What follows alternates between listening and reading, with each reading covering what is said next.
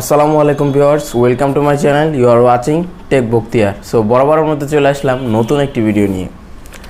গত ভিডিওতে আমি আলোচনা করেছিলাম জাতীয় পরিচয়পত্র তথ্য সংশোধন করার জন্য কি কি কাগজপত্রের প্রয়োজন হয়। আজকের ভিডিওতে আমি দেখাবো কিভাবে জাতীয় পরিচয়পত্র তথ্য সংশোধনের জন্য অনলাইনে আবেদন করতে হয়। তো এই মুহূর্তে আমার হাতে যে জাতীয় পরিচয়পত্রটি রয়েছে সেটির মধ্যে জাতীয় পরিচয়পত্র ব্যক্তিধারীর নাম এবং পিতার নাম ভুল রয়েছে। সাপোর্টিং পেপার অর্থাৎ প্রমাণপত্র হিসেবে রয়েছে সেকেন্ডারি স্কুল সার্টিফিকেট এবং অনার্সের সার্টিফিকেট। এছাড়াও পিতার নামের প্রমাণের জন্য রয়েছে পিতার পাসপোর্ট। এখন আপনাদের প্রশ্ন থাকতে পারে, পিতার পাসপোর্ট কেন ব্যবহার করছি, NID কেন ব্যবহার করছি না? কারণ পিতার জাতীয় পরিচয়পত্র তথ্য ভুল রয়েছে, সেজন্য পাসপোর্ট ব্যবহার করতেছি, যেহেতু পাসপোর্টে পিতার নামটি সঠিক রয়েছে। তো কথা না বাড়িয়ে আমরা কম্পিউটার স্ক্রিনে চলে যাই বা যে কোনো ব্রাউজার ব্যবহার করে জাতীয় পরিচয়পত্রে আবেদন করতে পারি। তো আমি ক্রোম ব্রাউজারে চলে গেলাম, একটি নিউ ট্যাব নিয়ে নিলাম। এখান থেকে NIDW এন্টার দিলে আপনাদেরকে এই ইন্টারফেসে নিয়ে আসবে। এখান থেকে ইলেকশন কমিশনের যে সার্ভার রয়েছে সেখানে প্রবেশ করতে হবে। তো ইলেকশন কমিশনের সার্ভারে আসার পর বাম পাশে দেখতে পাচ্ছেন NID অনলাইন সার্ভিস নামে একটি অপশন রয়েছে, আপনারা সেখানে চলে যাবেন। NID অনলাইন সার্ভিসে চলে আসার পর এখান থেকে আপনার যদি জাতীয় পরিচয়পত্র থাকে তাহলে আপনি রেজিস্টার করতে পারেন। তো আমরা এখান থেকে রেজিস্টার চলে যাব। রেজিস্টারের পর জাতীয় পরিচয়পত্র নম্বরটি দিয়ে দিব।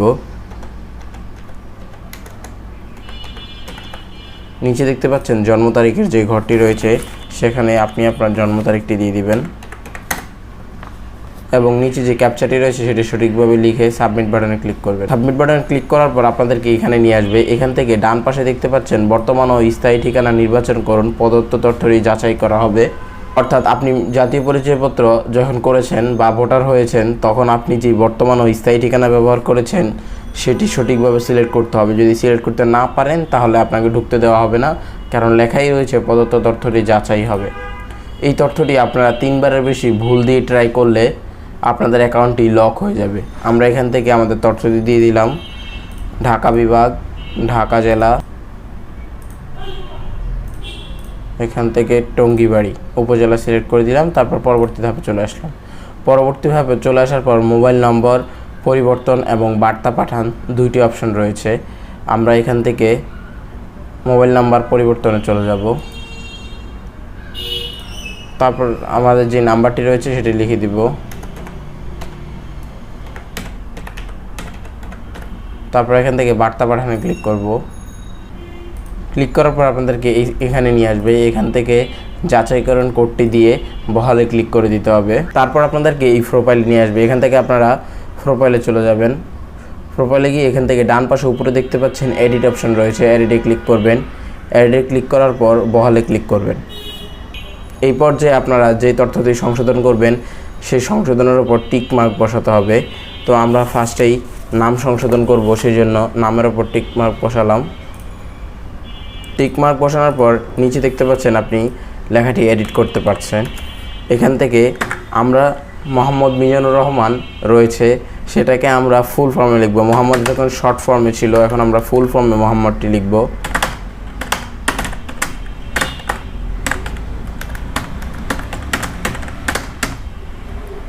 ডান পাশে দেখতে পাচ্ছেন নাম ইংরেজিতে, সেমভাবে ইংরেজিতে নামটি সংশোধন করে নিতে হবে।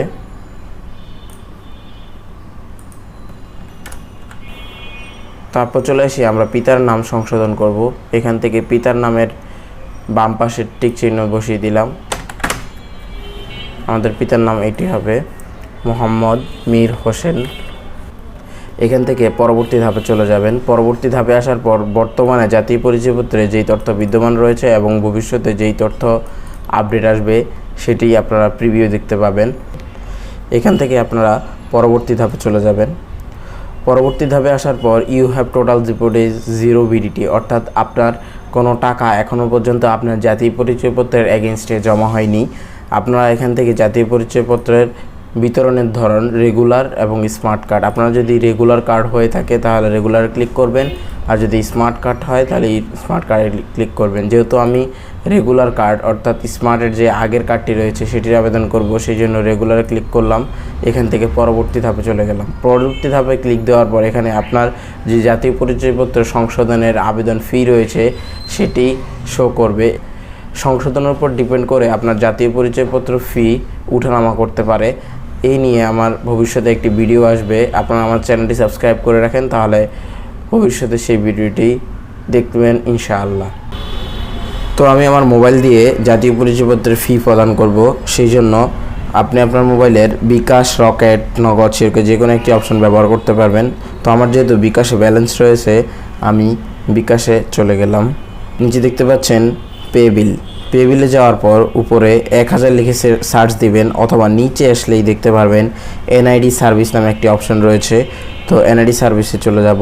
এখান থেকে অ্যাপ্লিকেশন টাইপ অর্থাৎ আপনি কী ধরনের তথ্য সংশোধন করতেছেন, তো আমরা এখান থেকে বোথ ইনফরমেশন অর্থাৎ একাধিক ইনফরমেশন সংশোধন করছে। এখান থেকে আমরা বোথ ইনফরমেশন কারেকশনে চলে যাব। নিচে দেখতে পাচ্ছেন জাতীয় পরিচয়পত্র নাম্বারের ঘর রয়েছে। এখান থেকে আমরা আমাদের যে জাতীয় পরিচয়পত্রটি রয়েছে সেটির নাম্বার লিখে দিব। জাতীয় পরিচয়পত্র নাম্বারটি লেখার পর প্রসিড টু পেতে ক্লিক করব। ট্যাপ টু কন্টিনিউতে ক্লিক করবেন। তারপর এখান থেকে আপনাদের যে বিকাশ পিন নাম্বার রয়েছে সেটি দিয়ে ট্যাপ করে ধরে রাখবেন।